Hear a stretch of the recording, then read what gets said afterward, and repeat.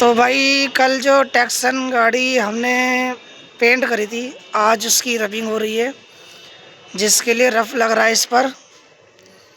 और मीसम उस्ताद जी और कामिल उस्ताद जी लगे हुए हैं,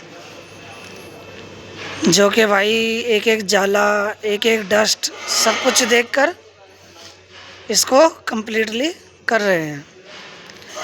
ठीक है जी। तो रफ़ लगाने का असली मकसद यही रहता है कि गाड़ी पे डस्ट ना रहे, जाल ना दिखे। ठीक है।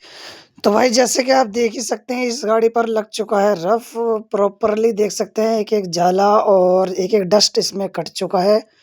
और फाइनली देखो, ये पूरी मैट हो चुकी है इस टाइम।